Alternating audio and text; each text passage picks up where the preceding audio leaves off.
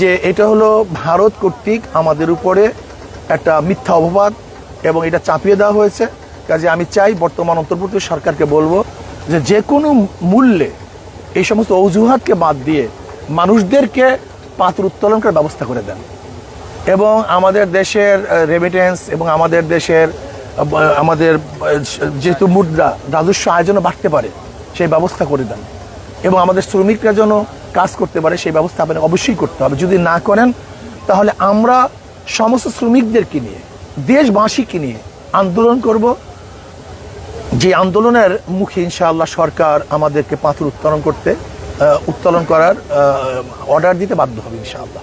আচ্ছা, আপনি সিলেটের কোম্পানিগঞ্জে আসছেন, এই এলাকায় অনেক জনগণ আপনি যে আসাতে অনেক খুশি হয়েছে এবং আনন্দিত হয়েছে, যে এইটা মনে করে আপনি নিশ্চয়ই কোয়ারি সম্পর্কে অনেক কিছু বলবেন কিংবা আপনি কোয়ারি সম্পর্কে ওনাদেরকে কিছু আশার বাণী শোনাতে পারবেন। এই বিষয়ে এই কোম্পানিগঞ্জের জনগণ একটা প্রত্যাশা আপনার উপর আছে, সেক্ষেত্রে আপনার দেখেন, আলহামদুলিল্লাহ আমি দেশ এবং জনগণের স্বার্থে কাজ করি। দেশের কল্যাণ এবং জনগণের কল্যাণ যেখানেই আসে না কেন আমি সেখানে নিজের উদ্যোগী ভূমিকা পালন করি। এটা আমার একটা অভ্যাস।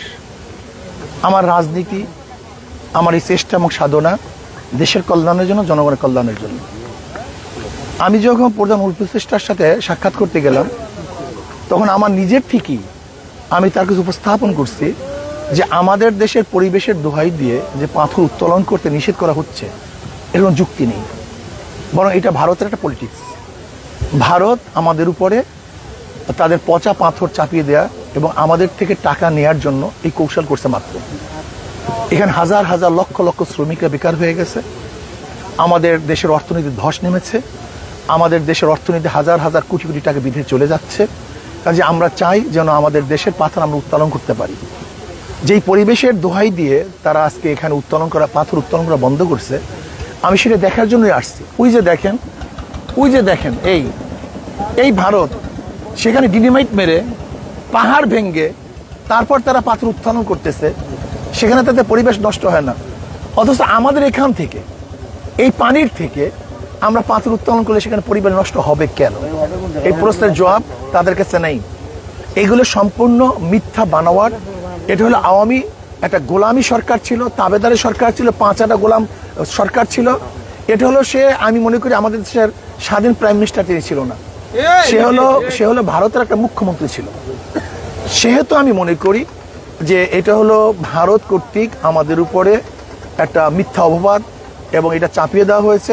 কাজে আমি চাই বর্তমান অন্তর্বর্তী সরকারকে বলবো যে কোনো মূল্যে এই সমস্ত অজুহাতকে বাদ দিয়ে মানুষদেরকে পাথর উত্তোলন করার ব্যবস্থা করে দেন এবং আমাদের দেশের রেমিটেন্স এবং আমাদের দেশের আমাদের যেহেতু মুদ্রা রাজস্ব আয়োজনও বাড়তে পারে সেই ব্যবস্থা করে দেন এবং আমাদের শ্রমিকরা যেন কাজ করতে পারে সেই ব্যবস্থা আপনাকে অবশ্যই করতে হবে। যদি না করেন তাহলে আমরা সমস্ত শ্রমিকদেরকে নিয়ে দেশবাসীকে নিয়ে আন্দোলন করব। যে আন্দোলনের মুখে ইনশাআল্লাহ সরকার আমাদেরকে পাথর উত্তোলন করার অর্ডার দিতে বাধ্য হবে ইনশাআল্লাহ। আচ্ছা, আপনি যেহেতু উপদেষ্টা পরিষদে বিষয়টা নিয়ে আলোচনা করছেন, সেক্ষেত্রে উপদেষ্টা পরিষদ থেকে কি কোনো আশ্বাস বা এই ধরনের তৎকালীন সময় তো হঠাৎ করে তারা কিছু বলবে না, তারা তো তখন শুনবে। আশা করি এটা ইনশাআল্লাহ অবশ্যই তারা একটা কিছু না কিছু করবে, আশা করি, বিশ্বাস করি। আচ্ছা, আমি আপনার কাছে দুইটা প্রশ্ন, ছোট দুইটা প্রশ্ন। সেটা হলো যে এই পাথর গলিগুলো 6-7 বছর ধরে বন্ধ রাখার কারণে এখন যদি এই সব পাথর গলিগুলো যদি উন্মুক্ত করা যায় তাহলে একটা আন্তঃমন্ত্রণালয়ের একটা মিটিং করতে হবে, সচিব পর্যায়ে বা মন্ত্রী পর্যায়ের একটা আন্তঃমন্ত্রণালয়ের একটা মিটিং লাগবে। এই মিটিংকে যথাযথ প্রক্রিয়া অনুসরণ করে তার পাথরগুলো উন্মুক্ত করতে হবে। তো এই যথাযথ প্রক্রিয়া অনুসরণ করতে গেলে আপনি প্রধান উপদেষ্টা বা সংশ্লিষ্ট উপদেষ্টা বা সংশ্লিষ্ট সচিবদের সাথে কথা বলে একটা আন্তঃমন্ত্রণালয়ের একটা মিটিং একটা ব্যবস্থা করতে হবে। সেটা আপনি এই সরকারের সাথে আলোচনা করে উদ্যোগ নেবেন? দেখেন, একটা কথা বলছি, যে উদ্যোগ নেওয়ার দরকার আমি সব উদ্যোগ গ্রহণ করব। কি পরিবেশ সৃষ্টি করতে হবে সরকার ভালো বুঝে।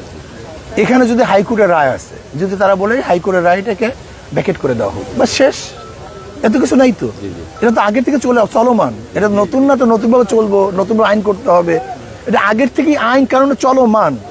যে এটা স্থগিত করা হয়েছে সেই স্থগিত উঠাই নিলে তো সব চলমান। এখানে নতুন কোনো সমস্যার কিছু নাই তো।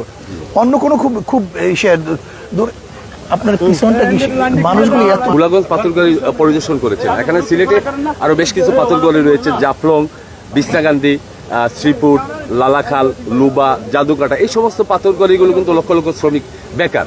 তা আপনি সব পাথরগড়িগুলো পরিদর্শন করবেন কিনা বা সব আমি এগুলি মোটামুটি আমার আগের থেকে পরিদর্শন করা আছে, বিধায় তো আমার মাথার মধ্যে ছিল যে, এবং আমি তো সব জায়গায় মোটামুটি ঘুরছি, দেখছি।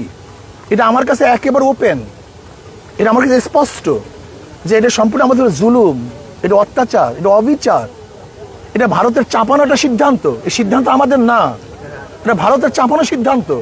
কাজে ভারতের চাপানোর সিদ্ধান্ত বাংলাদেশ মানতে যাবে কেন? এটা আমাদের দেশের স্বার্থ, আমাদের সম্পদ আমরা উত্তোলন করব, আমাদের রাজস্ব আয় বাড়বে, আমাদের শ্রমিকরা তারা বেকার থাকবে না, তাদের খাদ্য বস্ত্র অন্যের ব্যবস্থা হবে।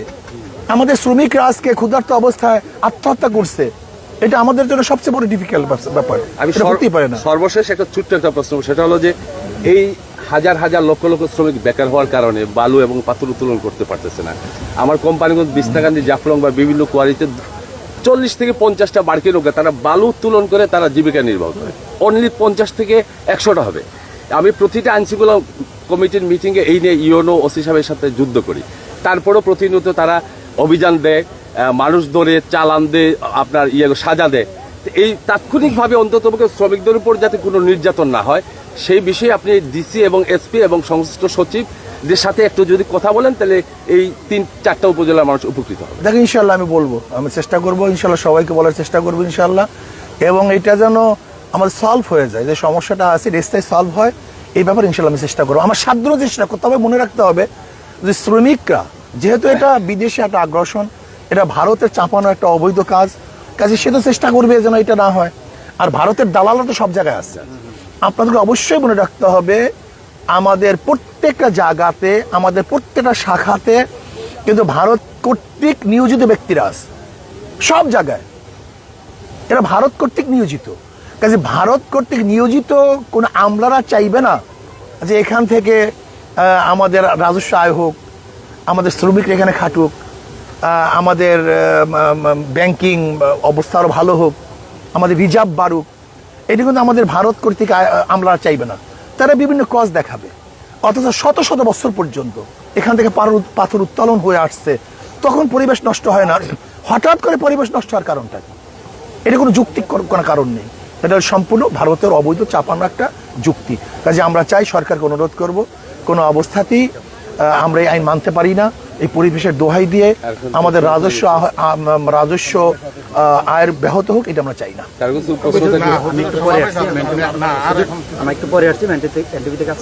আমি যেটা জানতে চাচ্ছি যে এই যে পাথরের যে বিষয়টা খনিজ মন্ত্রণালয় এবং পরিবেশ মন্ত্রণালয়ের আওতাধীন, আপনার কি খনিজ মন্ত্রণালয় কিংবা পরিবেশ মন্ত্রণালয়ের সাথে এ বিষয়ে কথা হয়েছে কিনা বা কথা বলবেন? বা দেখেন, সব মন্ত্রণালয়ের তো হেড হলো প্রধান উপদেষ্টা, এবং সেখানে আমরা এই ব্যাপারটাকে উপস্থাপন করছি, যৌক্তিকভাবে উপস্থাপন করছি এবং বিলিভ দেওয়ার চেষ্টা করছি যেটা অযৌক্তিক, এটা ভারত থেকে চাপানো, এটা পরিবেশের দোহাই দিয়ে আমাদেরকে ধ্বংস করার, আমাদের অর্থনৈতিক ধ্বংস করার একটা চক্রান্ত মাত্র। এটা আমি বলছি তো তাদের কাছে, এবং ইনশাআল্লাহ আমি পরিবেশ উপদেষ্টার কাছে বলবো এবং খনিজের কাছে বলার চেষ্টা করব।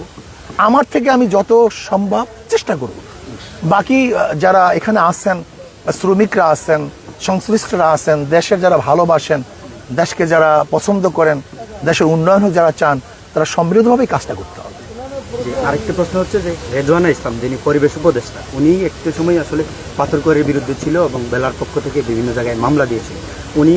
আমি যেটা মনে করি যে ওনাকে বিভিন্নভাবে ভুল তথ্য দিয়ে আসলে এই কাজগুলো করানো হয়েছে। আপনি এখন যে আপনি নিজে পরিদর্শন করে গেলেন এবং বাস্তব যে বিষয়টি, এটি যদি ওনাকে, আমি তো স্পষ্ট বলবো যে এই পাথর কোয়ারি, এখান থেকে পাথর উত্তোলন করাতে যারাই বাধা দিবে, যারা এটার বিপক্ষে থাকবে, আমি মনে করি তারা ভারত কর্তৃক,